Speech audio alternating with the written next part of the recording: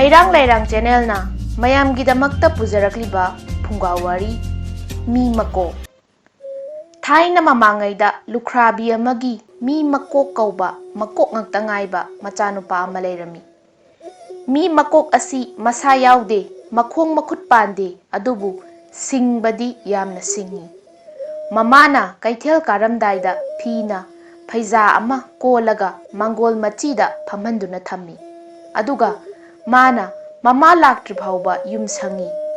Mi laklabasu maga wari watai sanai. San changlabasu mana law khongduna sanadu tanthoi. Aduga mama laklaga chak ising thong thaklaga macha mi Makok adubu inbi. Asum tawduna mamana wana machagidamak hotnaba asi mi Makok asina yamna nungairamde. Mamana wariba asi matau karamna mamagi mateng pangsige haina mahak numit khudingi khalami. Adubu mahakna khanjabadamak mangaire. Masa yaudaba makhong makhut pandabana maram oiduna chathokduna thabak ingkhang surunomlubadi ngamdre. Nongmadi mahak wakhal ama lakle aduna mamada hairami. Imana aigidamak pangwada waba asi ai yamna nungaitre. Aduna mamhalga mamtonga anina hidinga lalonba chatpa asi ai yaururaga kari kanaba phangbage haibadu ai yengi. Aduna mamhanga mamtongada chatlaga khara haibiru. Machagi wa tabada mamana ibungo karisu suba nomba ngamdaba nangna yaururaga karibu kanaba phangani. Makhoida yetlunabani imana hotnariba sida nang karisu khaluganu. Asumna hairakpa sida machanupana ima amukta chatuna haibiru yaraktrabasu toksi haina kanna hairakli. Machana yamna kanna chatningbagi mawong tauba aduda mamana nungaitaduna mabung mawpwagi manakta laklaga machana hairakpa wa adu tamluri. Maduda mabungna ibema karisu su nomba ngamdaba mana chatlaga kari kanagani aikhoida khurau oinabani. Asumna haiduna yaraktre. Matam asida machan nupi asi mathwai nungaitre. Machena mathwai nungaitaba du ubada mawpwaduna iche manabu chatningi hairabadi yaujasanu ai tadada yanaba hainarage. Hayeng ayuk nganta sak pijaraga pubirau. Asumna mawpwana hairakpaduda machi asi harauna mayumda halakle. Mamana harau lakpa ubada machanupa mi Makokna ima mamhanga mamtonga na kari hairee yarakpra. Machagi wa tabada mamana ibungo nangi mamhalnadi yade adubu nangi mamtonnadi manabu chatninglabadi pubirau hairee. Asum hainaduna mama macha chak ising charaga nonganba ngaiduna laikre. Nongale mamana chak nganta thongduna machanupabu inbire. Aduga mawpwagi manakta machanupa mi Makok adu thilakle. Manang nupana mayambabu ngangnaduna mamha mi Makok adu hi manungda phina chawna phaiza kolaga thamle. Aduga makhoi anina ahing nungthil naidana hi asi holakpana mamai thangda makhoina yauningliba mafam adu yaure. Aduga mafam adu yauba matamda mamton aduna sak ising thong thaklaga mamak adu sak inbire. Aduga makhoina pochai adu yonthoklaga amuk mayumlomda lakle. Asumna lakpa asida mayum yaugadaba khara ngairaklaba matamda mi Makok asina waba phanabani khanduna huibu khongbawo isaibu sakbawo tawduna irang langba asida magi mamhal asidi ahing tumaktabane hi honbagi wabane nungsanaga sagalakpane wabana amuk toiba loire. Aduna mana langliba si tabada yamna sauninglakle. Maram asidagi magi nawaduna asigumba mi asi aikhoida karibu kanagabano haina mi Makok adu isingda inthakre. Maduda magi mamtonaduna tadana tawriba sibu kari matawno horen ichena hanglaga kari haina khumgani. Asumna hairakba sida mayambana e inaw ai ngangnage mathong chadaba sibu nacheda wanabani asi haiduna makhoyani lakli.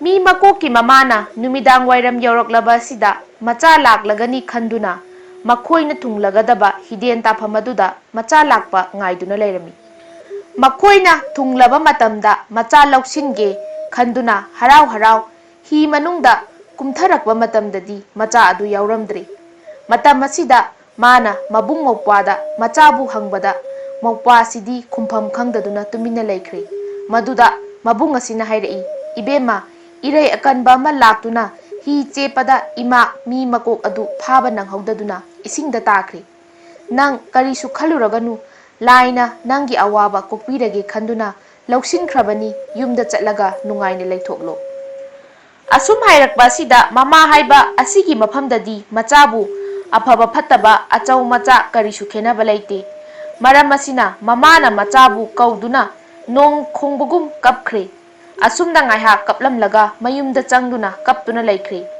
ꯃꯆꯤꯒꯤ ꯃꯇꯧ ꯑꯁꯤꯗ ꯃꯧꯄ꯭ꯋꯥ ꯑꯁꯤꯗꯤ ꯌꯥꯝꯅ ꯅꯨꯡꯉꯥꯏꯔꯝꯗꯦ꯫ ꯑꯗꯨꯕꯨ ꯃꯍꯥꯛꯇꯤ ꯇꯧꯔꯤꯕ ꯃꯇꯧ ꯑꯗꯨ ꯀꯔꯤꯒꯨꯝꯕ ꯑꯃꯠꯇ ꯍꯥꯏꯖꯕ ꯉꯝꯗꯗꯨꯅ ꯋꯥꯅ ꯈꯥꯡꯈꯤ꯫ ꯉꯁꯥꯏ ꯃꯥꯒꯤ ꯃꯝꯍꯜꯅ ꯃꯤ ꯃꯀꯣꯛ ꯑꯁꯤ ꯏꯁꯤꯡꯗ ꯍꯦꯛ ꯀꯣꯠꯊꯈꯤꯕꯒ ꯇꯥꯏꯕꯪ ꯄꯥꯟꯕ ꯃꯄꯨꯅ ꯑꯋꯥ ꯑꯅꯥ ꯇꯥꯔꯕ ꯃꯆꯥ ꯃꯁꯨꯁꯤꯡꯕꯨ ꯀꯟꯕꯤꯒꯦ ꯈꯟꯗꯨꯅ ꯆꯥꯎꯔꯕ ꯂꯥꯏꯔꯦꯟ ꯑꯃꯒꯤ ꯁꯛꯇꯝ ꯂꯧꯔꯒ ꯃꯍꯥꯛꯅ ꯇꯥꯔꯛꯀꯗꯧꯔꯤꯕ ꯃꯄꯥ ꯑꯗꯨꯗ ꯐꯩꯖꯥ ꯀꯣꯟꯗꯨꯅ ꯂꯩꯔꯦ꯫ ꯑꯁꯨꯝꯅ ꯀꯣꯟꯗꯨꯅ ꯂꯩꯔꯤꯕ ꯂꯥꯏꯔꯦꯟ ꯑꯁꯤꯒꯤ ꯃꯊꯛꯇ ꯕꯨꯞ ꯂꯥꯎꯅ ꯇꯥꯁꯤꯟꯗꯨꯅ ꯃꯍꯥꯛ ꯀꯔꯤ ꯑꯃꯠꯇ ꯁꯣꯛꯇ꯭ꯔꯦ꯫ ꯃꯇꯝ ꯑꯁꯤꯗ ꯂꯥꯏꯔꯦꯟ ꯑꯁꯤꯅ ꯃꯉꯣꯟꯗ ꯍꯪꯂꯛꯏ, "ꯅꯪ ꯀꯔꯤꯒꯤꯗꯃꯛ ꯃꯐꯝ ꯑꯁꯤꯗ ꯂꯥꯛꯂꯤꯕꯅꯣ?"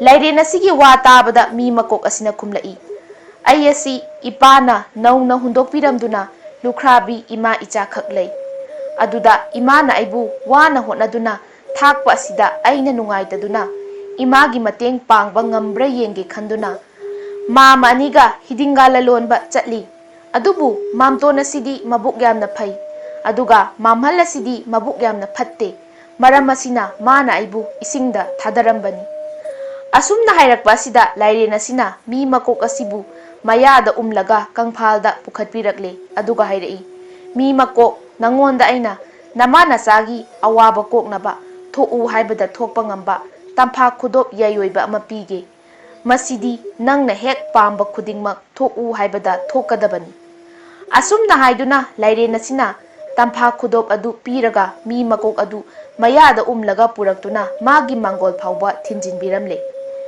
ꯑꯗꯨꯗꯒꯤ ꯃꯤ ꯃꯀꯣꯛ ꯑꯁꯤꯅ ꯃꯌꯨꯝ ꯌꯧꯕ ꯑꯗꯨꯗ ꯃꯃꯥꯕꯨ ꯀꯧꯔꯛꯏ꯫ ꯃꯃꯥꯅ ꯃꯆꯥꯒꯤ ꯈꯣꯟꯖꯦꯜ ꯇꯥꯕꯗ ꯀꯞꯇꯨꯅ ꯂꯩꯔꯝꯕꯗꯒꯤ ꯆꯦꯟꯊꯣꯛꯇꯨꯅ ꯌꯦꯡꯕ ꯃꯇꯝꯗꯗꯤ ꯏꯁꯤꯡꯗ ꯇꯥꯍꯧꯔꯦ ꯍꯥꯏꯕ ꯃꯆꯥꯅꯨꯄꯥ ꯑꯗꯨ ꯃꯥꯡꯒꯣꯜꯗ ꯂꯩꯔꯝꯕ ꯑꯗꯨꯗꯗꯤ ꯃꯍꯥꯛ ꯄꯨꯝꯉꯛ ꯉꯛꯈ꯭ꯔꯦ꯫ ꯑꯗꯨꯒ ꯀꯔꯝ ꯇꯧꯅ ꯂꯩꯔꯝꯂꯤꯕꯅꯣ ꯍꯥꯏꯅ ꯍꯪꯂꯛꯏ꯫ ꯃꯗꯨꯗ ꯃꯆꯥꯅ ꯊꯣꯛꯈ꯭ꯔꯤꯕ ꯊꯧꯗꯣꯛ ꯄꯨꯝꯅꯃꯛꯀꯤ ꯋꯥꯔꯤ ꯑꯗꯨ ꯂꯤꯔꯦ꯫ ꯑꯗꯨꯒ ꯍꯥꯏꯔꯛꯏ, "ꯏꯃꯥ, ꯍꯧꯖꯤꯛꯇꯤ ꯏꯃꯥ ꯏꯆꯥꯒꯤ ꯑꯋꯥꯕ ꯀꯔꯤꯒꯨꯝꯕ ꯑꯃꯠꯇ ꯂꯩꯔꯔꯣꯏ꯫ ꯈꯨꯗꯣꯞ ꯑꯁꯤ ꯏꯃꯥ ꯏꯆꯥꯒꯤ ꯑꯋꯥꯕ ꯀꯣꯛꯄꯤꯔꯒꯦ ꯍꯥꯏꯗꯨꯅ ꯂꯥꯏꯅ ꯄꯤꯔꯛꯄ ꯈꯨꯗꯣꯞꯅꯤ"꯫ ꯑꯁꯨꯝꯅ ꯃꯆꯥꯅꯨꯄꯥꯅ ꯃꯃꯥꯕꯨ ꯊꯦꯝꯖꯤꯜꯂꯦ꯫ ꯑꯗꯨꯒ ꯇꯝꯐꯥ ꯈꯨꯗꯣꯞ ꯑꯗꯨꯅ ꯃꯃꯥ ꯃꯆꯥꯒꯤ ꯆꯥꯅꯅꯕ ꯆꯥꯛ ꯑꯦꯟꯁꯥꯡ ꯑꯍꯥꯎ ꯑꯍꯥꯎꯕ ꯃꯊꯦꯜ ꯃꯊꯦꯜ ꯊꯣꯛꯍꯜꯂꯒ ꯃꯗꯨ ꯆꯥꯃꯤꯟꯅꯗꯨꯅ ꯃꯃꯥ ꯃꯆꯥ ꯇꯨꯝꯈ꯭ꯔꯦ꯫ ꯃꯃꯥ ꯑꯁꯤꯗꯤ ꯁꯤꯈ꯭ꯔꯦ ꯍꯥꯏꯅ ꯈꯟꯗꯨꯅ ꯋꯥꯔꯝꯕ ꯃꯆꯥꯅꯨꯄꯥ ꯑꯃꯨꯛ ꯍꯜꯂꯛꯄ, ꯑꯗꯨꯒ ꯂꯥꯏꯅ ꯄꯤꯕ ꯊꯣꯛꯎ ꯍꯥꯏꯕꯗ ꯊꯣꯛꯄ ꯉꯝꯕ ꯇꯝꯐꯥ ꯈꯨꯗꯣꯞꯅꯤ ꯍꯥꯏꯅ ꯃꯆꯥꯅ ꯍꯥꯏꯔꯛꯄ ꯑꯗꯨꯗ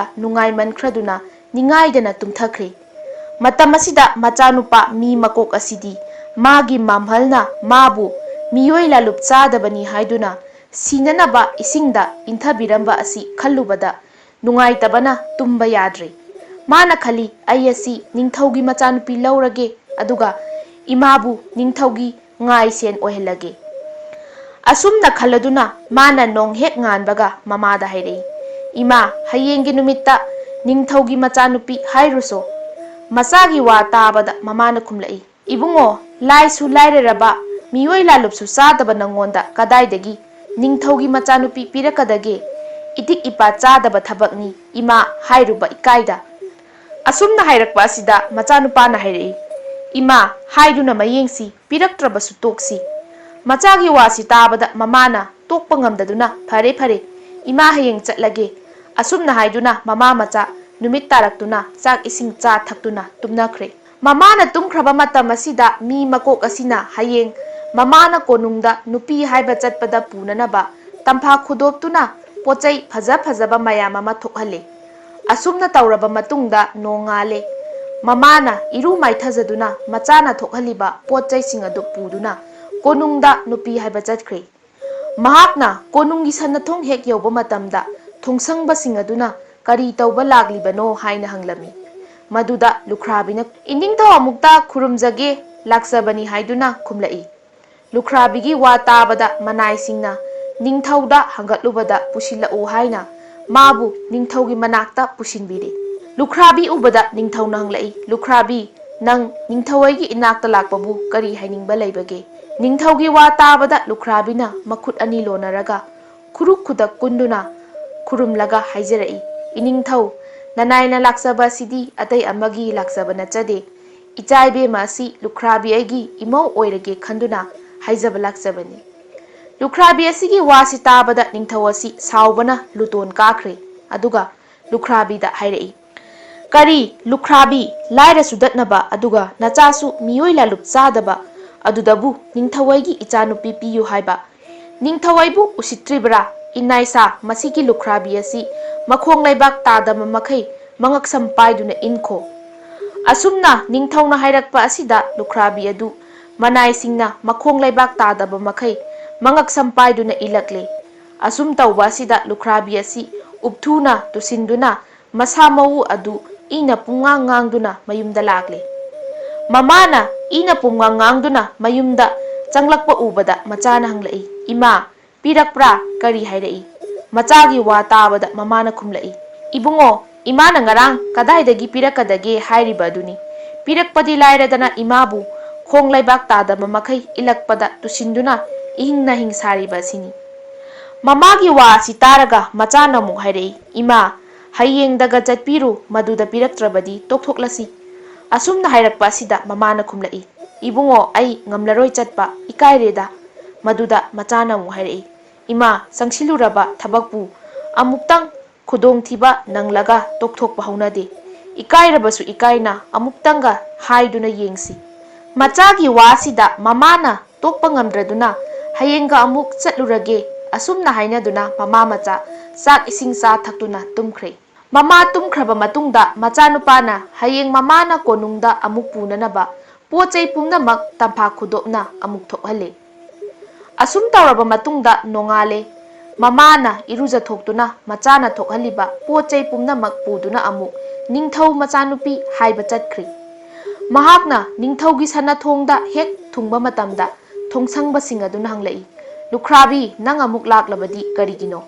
ꯑꯣꯟꯊꯣꯛꯅ ꯏꯀꯥꯏꯕ ꯈꯪꯗꯦꯗ, ꯉꯔꯥꯡꯇ ꯅꯈꯣꯡ ꯂꯩꯕꯥꯛ ꯇꯥꯗꯕ ꯃꯈꯩ ꯏꯟꯈ꯭ꯔꯕꯃꯛꯇꯗ ꯑꯃꯨꯛꯁꯨ ꯂꯥꯛꯂꯤ"꯫ ꯑꯁꯨꯝꯅ ꯅꯣꯛꯅꯕꯤꯔꯦ꯫ ꯃꯗꯨꯗ ꯂꯨꯈ꯭ꯔꯥꯕꯤꯅ ꯍꯥꯏꯔꯛꯏ, "ꯏꯕꯨꯡꯉꯣ ꯍꯣꯏ, ꯑꯩ ꯍꯟꯗꯛꯃꯨꯛꯇꯪꯒ ꯏꯅꯤꯡꯊꯧ ꯈꯨꯔꯨꯝꯖꯒꯦ"꯫ ꯑꯁꯨꯝꯅ ꯍꯥꯏꯔꯛꯄ ꯑꯁꯤꯗ ꯃꯅꯥꯏꯁꯤꯡꯅ ꯅꯤꯡꯊꯧꯗ ꯍꯪꯒꯠꯂꯗꯨꯅ ꯂꯨꯈ꯭ꯔꯥꯕꯤꯕꯨ ꯅꯤꯡꯊꯧꯒꯤ ꯃꯅꯥꯛꯇ ꯑꯃꯨꯛ ꯄꯨꯁꯤꯟꯕꯤꯔꯦ꯫ ꯅꯤꯡꯊꯧꯅ ꯂꯨꯈ꯭ꯔꯥꯕꯤꯕꯨ ꯎꯕꯗ ꯍꯪꯂꯛꯏ, "ꯂꯨꯈ꯭ꯔꯥꯕꯤ, ꯅꯪ ꯀꯔꯤ ꯑꯃꯨꯛ ꯍꯥꯏꯅꯤꯡꯉꯤ"? ꯃꯗꯨꯗ ꯂꯨꯈ꯭ꯔꯥꯕꯤ ꯑꯗꯨꯅ ꯈꯨꯝꯂꯛꯏ, "ꯏꯅꯤꯡꯊꯧ, ꯑꯩꯅ ꯑꯃꯨꯛ ꯂꯥꯛꯆꯔꯤꯕ ꯑꯁꯤ ꯑꯩꯅ ꯉꯔꯥꯡ ꯍꯥꯏꯖꯈꯤꯕ ꯋꯥꯐꯝ ꯑꯗꯨꯒꯤꯅꯤ"꯫ ꯑꯁꯨꯝꯅ ꯍꯥꯏꯔꯛꯄ ꯑꯁꯤꯗ ꯅꯤꯡꯊꯧꯅ ꯈꯨꯝꯂꯛꯏ, "ꯂꯨꯈ꯭ꯔꯥꯕꯤ, ꯅꯪꯉꯁꯤ ꯀꯌꯥꯃꯨꯛ ꯌꯥꯝꯅ ꯅꯇꯤꯛ ꯅꯒꯨꯟ ꯂꯩꯕꯅꯣ ꯍꯥꯏꯕ ꯑꯗꯨ ꯑꯩ ꯌꯦꯡꯕ ꯇꯥꯔꯦ꯫ ꯉꯔꯥꯡꯇ ꯅꯉꯛꯁꯝ ꯄꯥꯏꯗꯨꯅ ꯏꯟꯈ꯭ꯔꯕꯃꯛꯇꯗ ꯑꯃꯨꯛꯀꯁꯨ ꯂꯥꯛꯂꯕꯅꯤꯅ ꯍꯌꯦꯡꯒꯤ ꯅꯨꯃꯤꯠꯇ ꯅꯤꯡꯊꯧꯍꯣꯏꯒꯤ ꯁꯟꯅꯊꯣꯡꯗꯒꯤꯅ ꯅꯪꯒꯤ ꯊꯣꯡꯒꯥꯜ ꯐꯥꯎꯕ ꯁꯅꯥꯒꯤ ꯏꯪꯒ꯭ꯔꯤ ꯁꯤꯠꯍꯜꯂꯨ, ꯁꯅꯥꯒꯤ ꯀꯥꯂꯣꯛ ꯀꯣꯜꯂꯨ, ꯂꯝꯕꯤ ꯌꯦꯠꯂꯣꯝ ꯑꯣꯏꯔꯣꯝꯗ ꯁꯅꯥꯒꯤ ꯆꯦꯛꯄꯜ ꯆꯪꯈꯠꯂꯨ꯫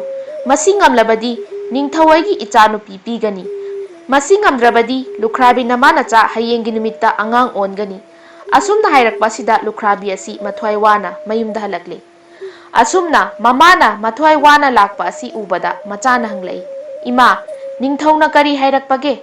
ꯃꯆꯥꯒꯤ ꯋꯥ ꯇꯥꯕꯗ ꯃꯃꯥꯅ ꯋꯥꯅ ꯈꯨꯝꯂꯛꯏ, "ꯏꯕꯨꯡꯉꯣ, ꯉꯔꯥꯡ ꯏꯜꯂꯛꯄ ꯑꯗꯨꯗꯤ ꯈꯔ ꯁꯣꯛꯆꯔꯕꯁꯨ ꯈꯔ ꯐꯩ, ꯉꯁꯤꯗꯤ ꯑꯣꯟꯊꯣꯛꯄ ꯉꯝꯂꯣꯏꯗꯕ ꯋꯥꯕꯨ ꯍꯥꯏꯔꯛꯏ, ꯑꯗꯨꯅ ꯍꯌꯦꯡꯒꯤ ꯅꯨꯃꯤꯠꯇ ꯏꯃꯥ ꯏꯆꯥ ꯁꯣꯏꯗꯅ ꯁꯤꯔꯒꯅꯤ"꯫ ꯃꯗꯨꯗ ꯃꯆꯥꯅ ꯍꯪꯂꯛꯏ, "ꯏꯃꯥ, ꯀꯔꯤ ꯋꯥ ꯍꯥꯏꯔꯛꯄꯒꯤꯅꯣ"?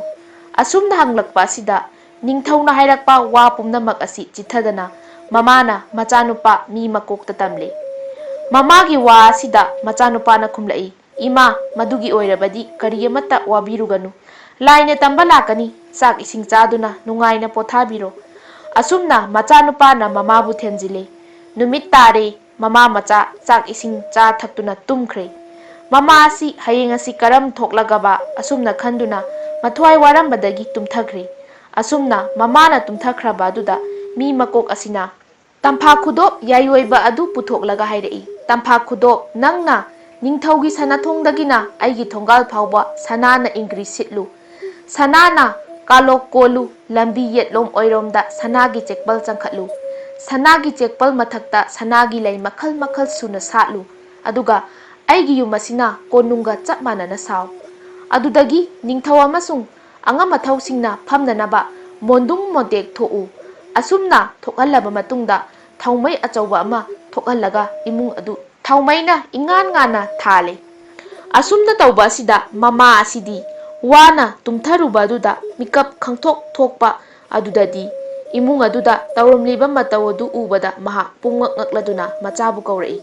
Maduda machana kumlai ima kari amata ngakanu aina laina tamba lakani haikhiba aduni. Mapanda thoklaga amuktang yengbiyu.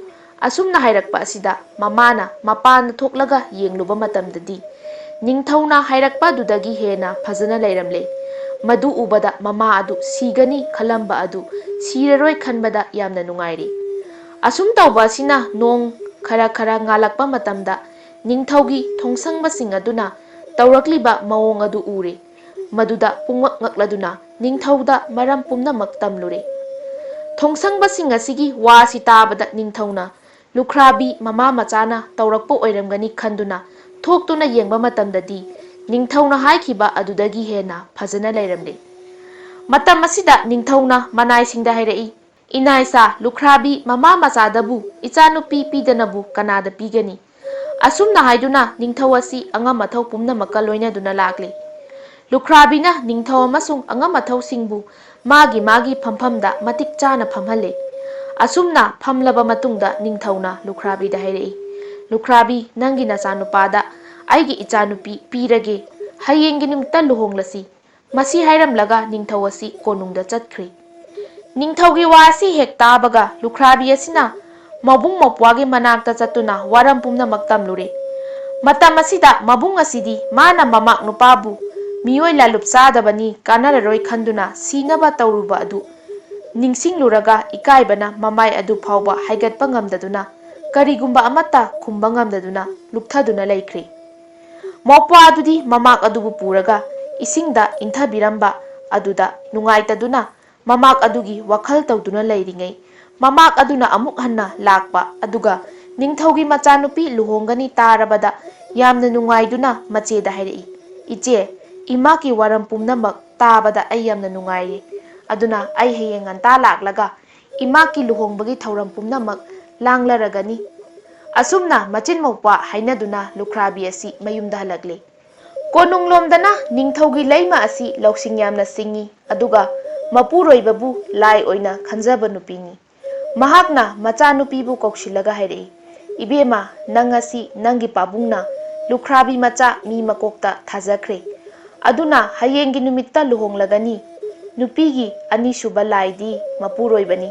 Aduna nangna napuroibabu miraiba yadeko. Nanem lukrabibu luna tau. Asumna mamana machanupida takpire. Aduga machanupi asisu mamadawna loksing yamna singi haibasu yamna inbi nupini. Somdana numidang oirakle lukrabi mama machana chana thaknaba thaurang tawraga madu charaga tumkhre.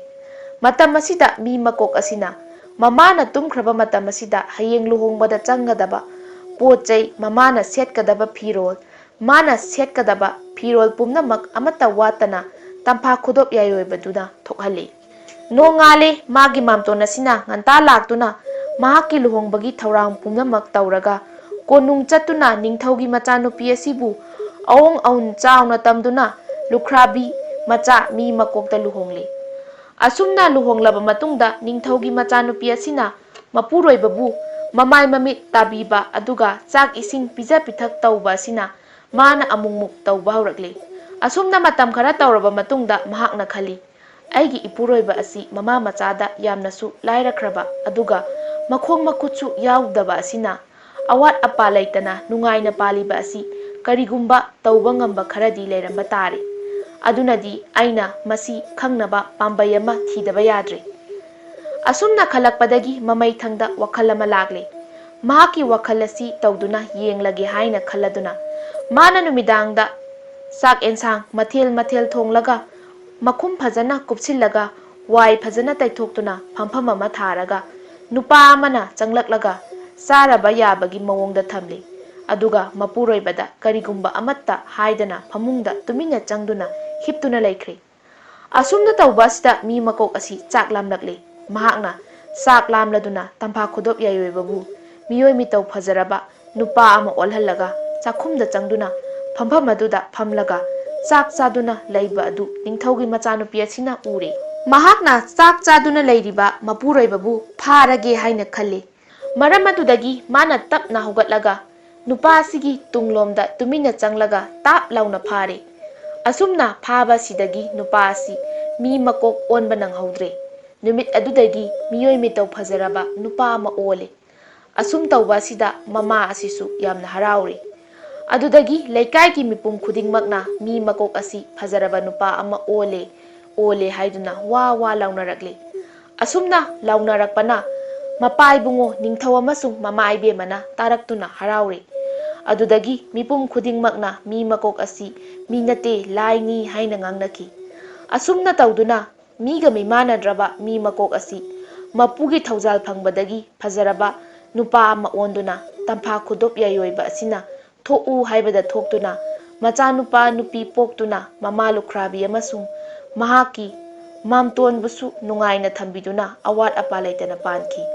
Aduga magi mamhal asina mathang mi makok asina tawrakliba pumnamak tabadagi ikaibana migi mamangda thoklakpa ngamkhide.